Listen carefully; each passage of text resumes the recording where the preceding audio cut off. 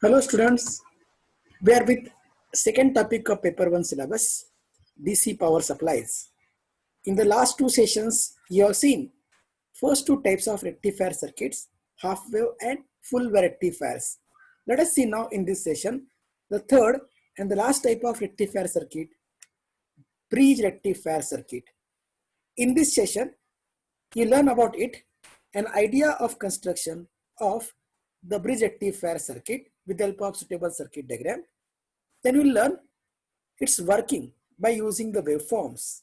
After them, we will see various parameters along with required equations for their explanations one by one. The first one is, let us start with the first, construction of bridge rectifier circuit. Idea will be more clear if you see the actual circuit diagram. If you observe circuit diagram, it contains step down type of power transformer TR, whose two primary terminals P1 and P2 are connected to the AC main supply of 230 volt of frequency 50 Hz in our country, whereas secondary terminals of transformers are connected to the bridge of the four diodes. These all four diodes are rectifying type of silicon diodes. They are used in the four arms of the bridge. Between the arm, along the arm AB, diode D1 is used. Along the arm BC, D2 is used. Along the arm CD, D3 is used. And along the last arm DA, diode D4 is used. Now, see the connection here. As I said, primary is connected to the AC main supply, and secondary S1 and S2, commonly if you observe, they are connected to a junction where you have the connection of cathode of one diode along with anode of another one. This happens twice in a bridge. At junction A, you have the anode of D1, cathode of D4 together. Similarly, at junction C, cathode of D3 meet with anode of D2. Therefore, secondary S1 and S2 are connected to the junctions of two diodes which are in a sequence, anode of one with cathode of another one, like junction A and C. So we have connected S1 and S2 respectively. Rectified output is available between the remaining two junctions of a bridge. Positive voltage is available at the cathodes of two diodes here, D1 and D2 at node B. With respect to negative is available where? At a junction of anode of two diode, that means at junction D, taken as resultant negative output. Also we treat as a 0 volt circuit ground. So between these two output terminal, we can connect a device as a load whose resistance can be as a RL, across which we will get the rectified DC output voltage VO. Thus, the circuit which has the input of AC mains, voltage level get decreased by the secondary of transformer, which are having less number of turns of winding, and then the AC input available between the S1 and S2 is made rectified at the output into the voltage VO as a DC by using the bridge of the four diodes. Hence, the circuit is called as bridge rectifier. Remember, the operation of this circuit is very similar that of full wave rectifier, which rectifies a complete cycle, hence to be called as full wave rectifier. This one is also a full wave rectifier, but specifically it uses the bridge of diode, therefore it is labeled as a bridge rectifier circuit. Let us see now the working of this circuit. To understand the working, we can divide the two parts as we made in the half wave and full wave. AC input has two half sections, positive half cycle and negative half cycle. Let us see here one by one. As a first case, what happened during the positive half cycle of AC input. So when input is at positive half cycle, primary terminal P1 remains at a positive voltage, with respect to P2 is at negative voltage. AC voltage varying, but positive at P1, negative at P2 during positive half cycle. Same nature of waveform will get induced across secondary. Assume that here number of turns of secondary are less than primary. It is not shown in figure by mistakenly, but remember that secondary number of turns are lower than the primary. Therefore, same nature of half cycle get produced across S1, S2 with lowering the voltage.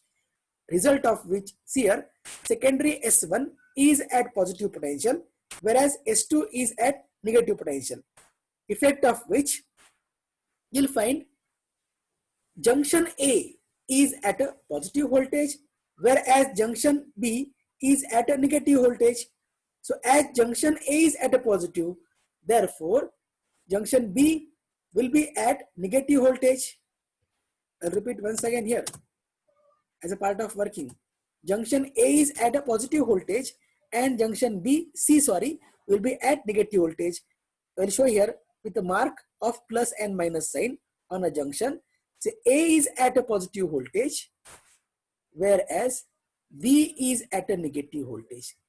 Result of which you'll find that the conditions of a 4 diode, you can check one by one. Plus voltage goes where? Anode of diode D1. At the same time, minus voltage goes where? Cathode of diode D3. Therefore, D1 and D3 will be held in the forward bias condition. At the same instant, plus voltage to the cathode of D3 and minus voltage to the anode of D2 brings D2 and D4 are in reverse bias condition. Therefore, D4 will be in off condition as well as D2 also is in off condition. Only diode D1 and D3 can be in the on state. As a result here, I'll repeat once again. Condition of D1 and D3 are in forward bias condition because positive voltage at the anode and negative at the cathode. Therefore, they are in forwardly biased.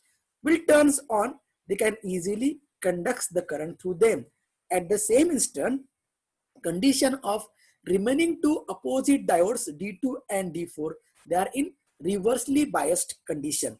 Therefore, they will be in off condition. That means open switch does not conduct the current. So therefore, the current will flow in the path from plus to minus as per standard convention. You can trace the path of current. So path for the flow of current will be here.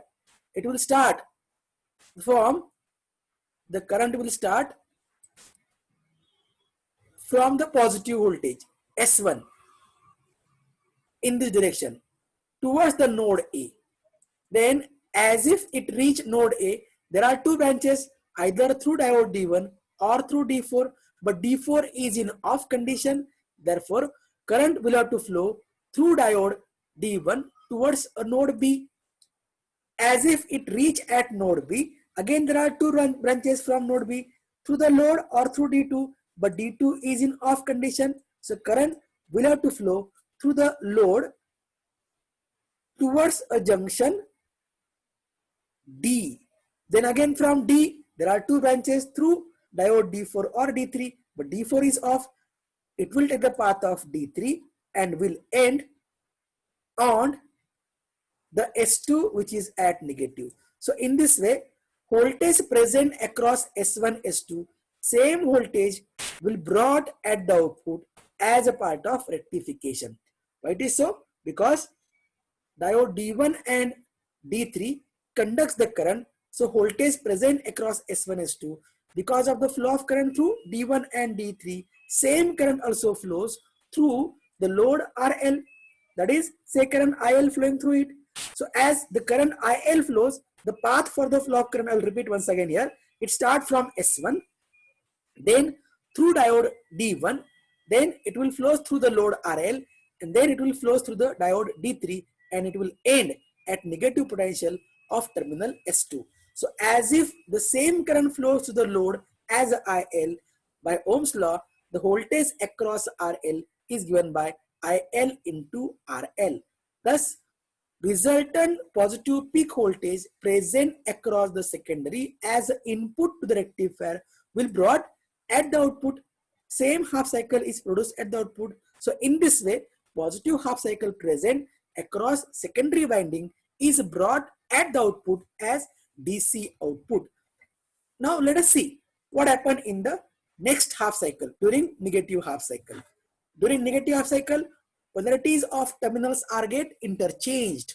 P1 becomes now negative, P2 becomes as a positive of the two primary terminals. Same is the polarity for secondary S1 and S2. S1 is at negative like of P1, S2 is at positive like of P2. Now see here, try to find out the condition of 4 diodes in the bridge. We'll find a junction A will have the negative voltage because it is at negative S1, and junction C of the bridge will be at positive potential like of voltage at S2. Result of which positive goes for the anode of D2. At the same time, negative goes for the cathode of D4. These two opposite diodes are held in forwardly biased condition. Therefore, they will turn into the on state. D2 and D4 now conducts in this time. At the same instant, negative voltage to the anode of D1 and positive voltage to the cathode of D3 will bring both D1 and D3 in the reversed bias condition, effect of which they are in the off condition, because like open switch will not conduct the current. So as current is conducted by the diode D2 and D4, as per standard convention, you can trace the path of current. The path for the flow of current can be as it will start from S2, which is at positive potential, and will end to the S1, which is at negative potential.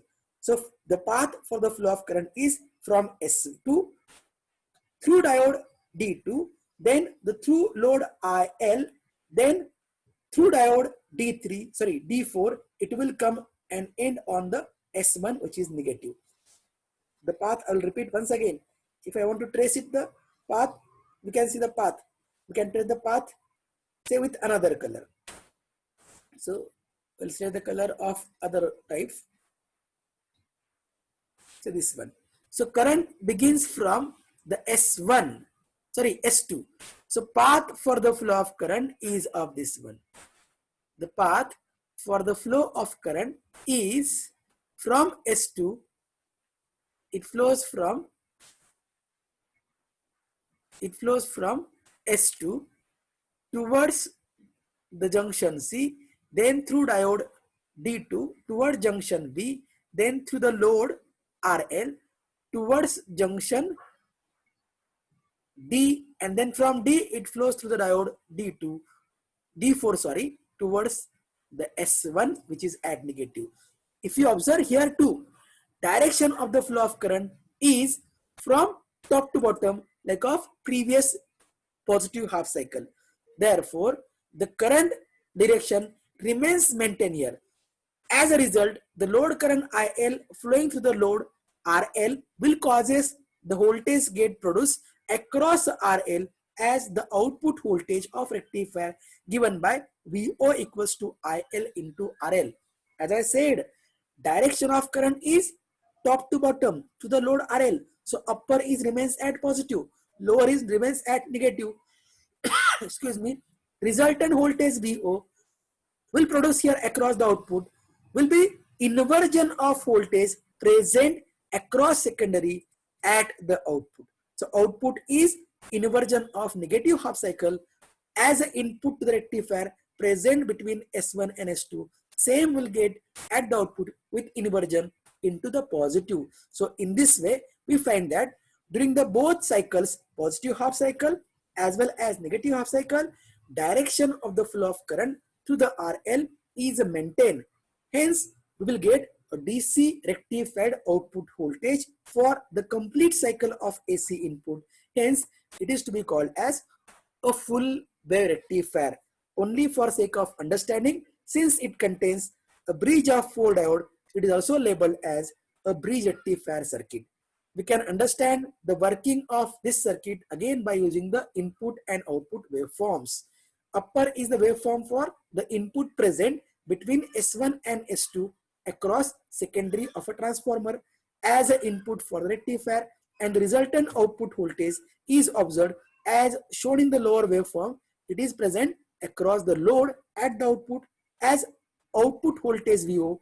Remember that you must have to mark the graph V in on y-axis for the first input waveform versus time t, or maybe theta, because theta equals to omega t. Theta is the angle of rotation of AC generator. So that varies with time. So either T or theta here, both can be valid, versus the voltage on y-axis. Similarly for output waveform, output voltage on y-axis versus time as a waveform.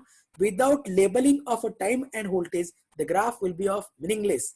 Therefore, you must have to prescribe voltage and time variables on respective axis to get the meaning for the waveform. It is found that during the positive half cycle of input AC, the diode D1 and D3 are in on conditions. So for the positive half cycle, nature of the input present across S1, S2, same will be brought at the output. So output will be same that of half cycle present at the input. So same output here at the whatever present at the input. Whereas during negative half cycle, we find that diode D2 and D4 are in forward bias or in on condition, result of which the flow of current through RL is in same direction. So negative half cycle present at the input across secondary is inverted into positive at the output. Thus, the complete cycle present at input will be rectified by this rectifier. Hence, it is called as a full wave rectifier circuit. Is this clear? Now we'll see one by one various parameters of bridge rectifier circuit. Most of parameters are very similar that of full wave rectifier, beginning with the first one, DC or average output voltage. The method used remains same. Input is of a sine wave for one cycle of angle 0 to 2 pi. We have got two ripples. So ripple has n number of values of variations. You can find out resultant voltage of the output DC by the average method. Likewise, we did in the full wave rectifier, exactly parallel.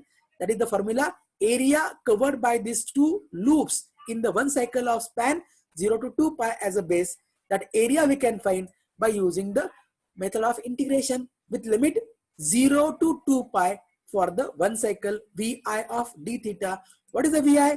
Vi is actually V peak sine of theta for equation of input. You can split this integral into two half. Positive half means angle of 0 to pi. Negative half means angle of pi to 2 pi.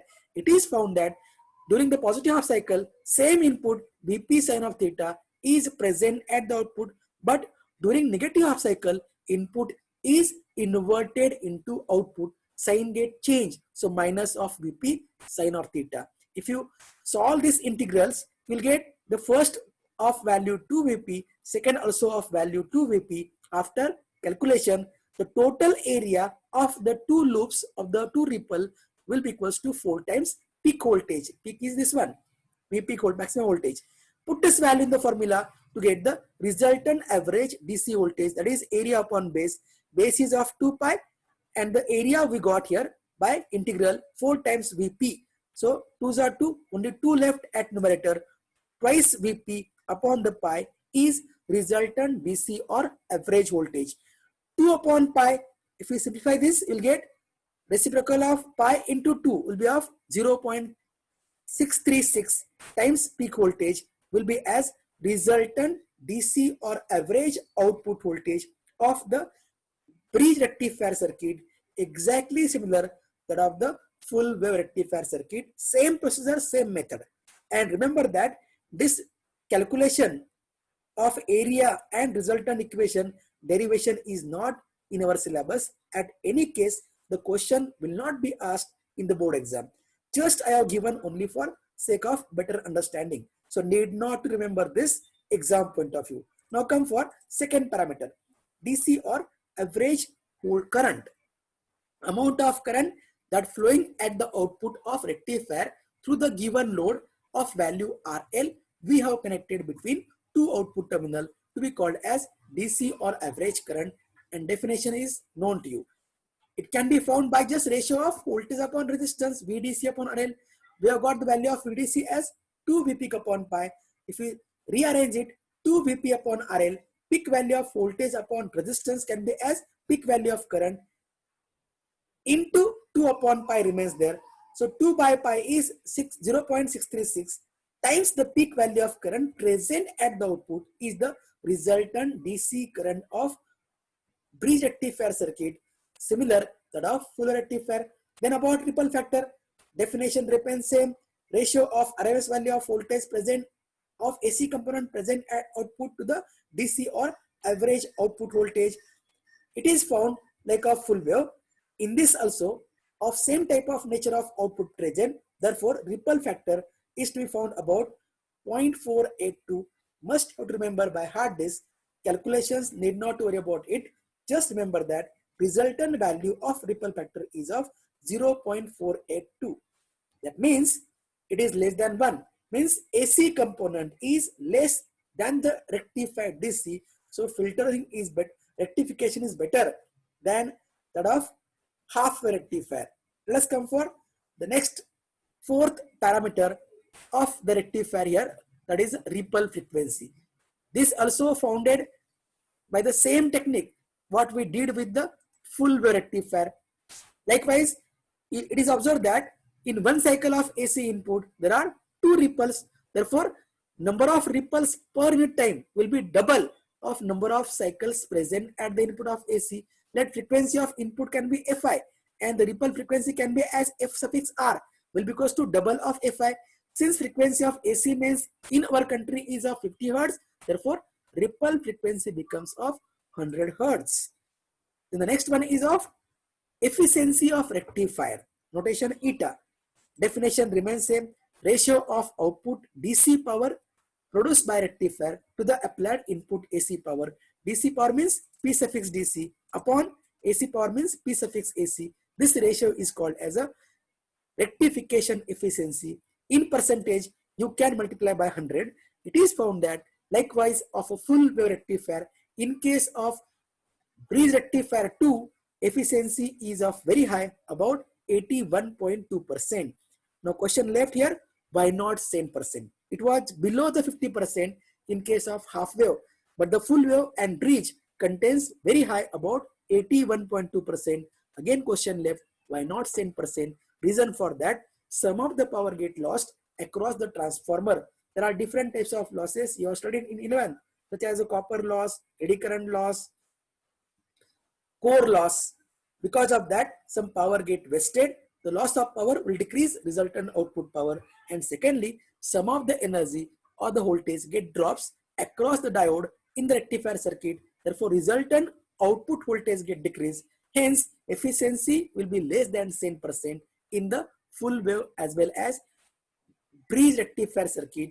But anyhow, it is of very high as compared to almost double as compared to half wave rectifier circuit, as the advantage of bridge as well as full wave rectifier on the half wave rectifier circuit. Then let's see about next one.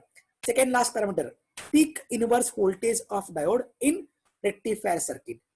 We'll find it by using either of condition. Meaning of peak inverse voltage, maximum voltage that actually appears across a diode which are in reverse biased condition in the given rectifier circuit. Let us assume that we are with having positive half cycle at the input of AC. At that condition, we have seen D1 and D3 are in on state, whereas D2 and D4 are in reverse bias condition. Let us find what amount of voltage actually appear across D2 and D4. Suppose that the peak maximum voltage present across secondary is of Vp. I'll repeat the diagram without taking the primary winding, just secondary part. So across secondary we have peak voltage during positive half cycle. S1 means upper is at positive, lower is at negative, means A is at positive voltage, C is at negative voltage. And we have seen in the part of working, diode D1 and D3 are in on condition, whereas D2 and D4 are in reverse bias condition. Now see presently, as D1 is on, that means D1 is a short. So junction A and B are short together. Similarly, junction D and C are short together. So current, this voltage present Vp across secondary will be sent across the load. Will get across the load. Same voltage sent where? Across the load. That means plus at B and minus at D. As a result here, we'll find here that the D2 and D4 are in the reverse bias condition. Effect of which here, D2 and D4 are in reverse. As I shown, A and B are one and the same because in between just a short circuit because diode is in on condition. Similarly, D and C are just shorted because diode is in on condition, but D2 and D4 are in off condition. It will found here with a neat observation as one terminal of D4 load resistance RL and D2 is along the D and C, one and the same. Remaining one terminal of D4 load and D2 along the AB path, that means one and the same. So between 2 points DC and AB, all three devices are in parallel, result of which voltage across each of them will be equal. Thus a diode D2 and D4 we find in reverse bias condition, across them plus voltage is a V peak and minus at the anode is of minus V peak. So resultant voltage produced across them plus minus V peak equals to a peak voltage across both of them. In the negative half cycle, conditions are get interchanged.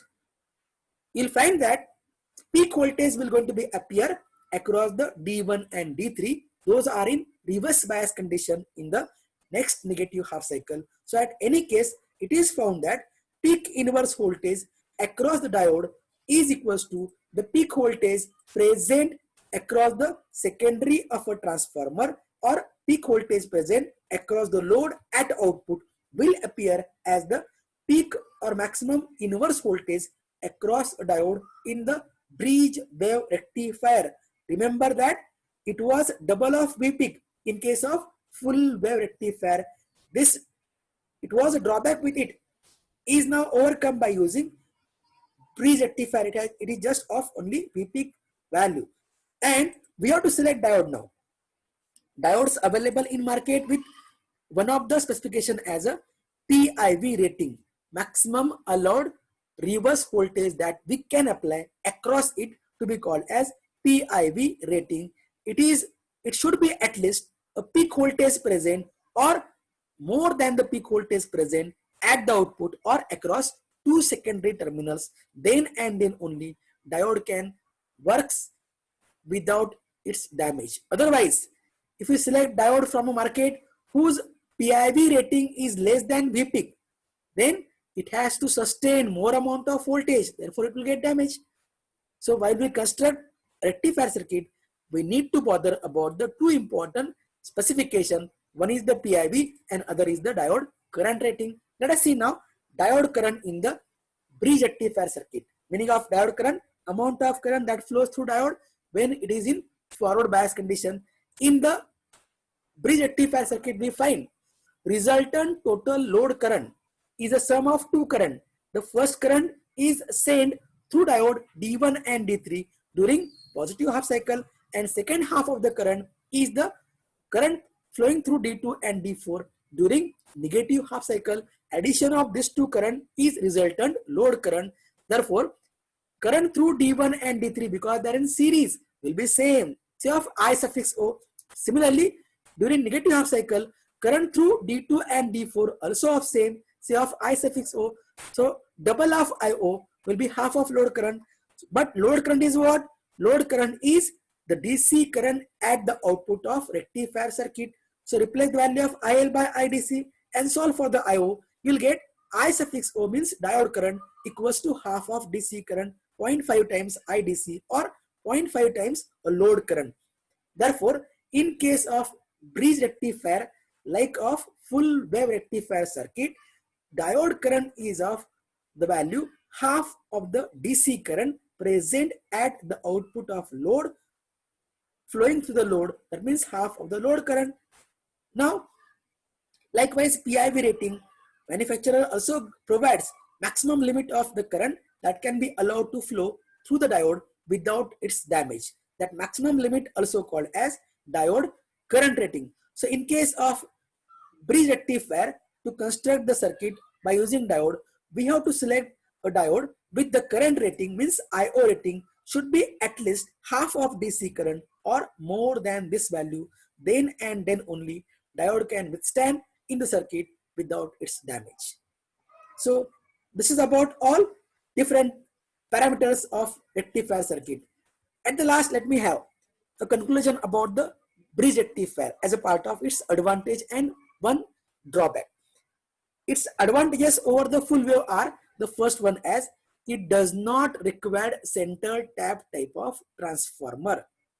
Therefore, the cost of circuit becomes very low.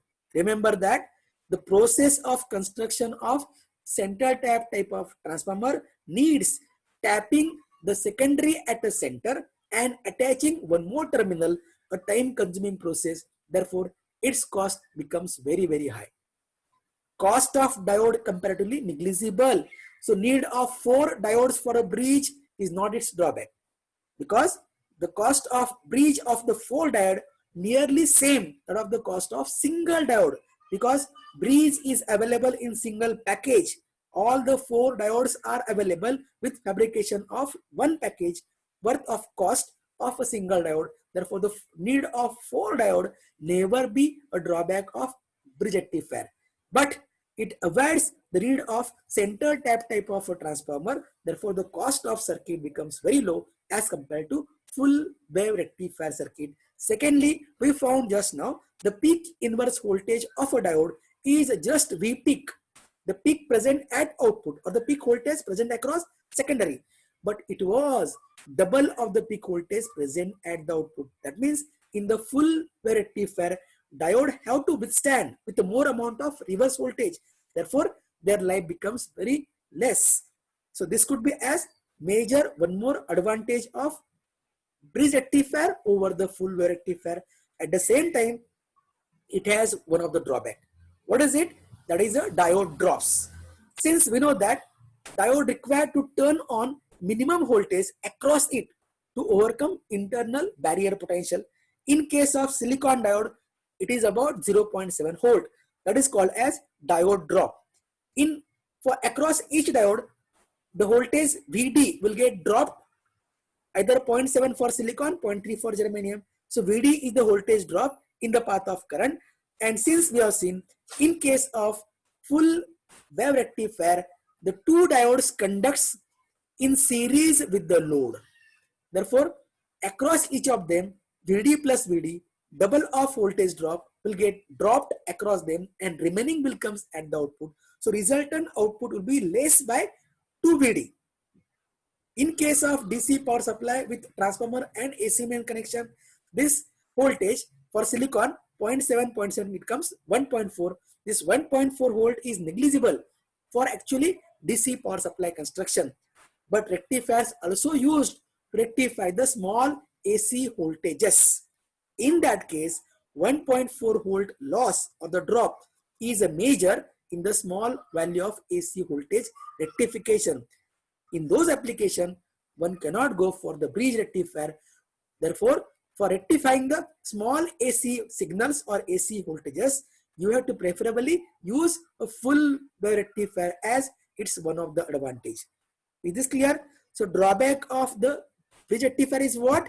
2 diodes conducting in series with the load. Therefore, double drop of the voltage across them, say of 1.4. It is just 1.7 for full wave rectifier because only one diode comes in series with the full wave rectifier, but here 2 comes in series. So drop is double.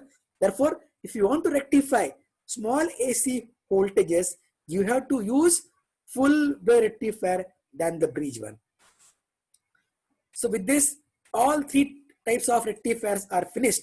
In our next session, we'll go for the next topic, that is numericals on all these rectifier circuit. Possibly we'll try to compare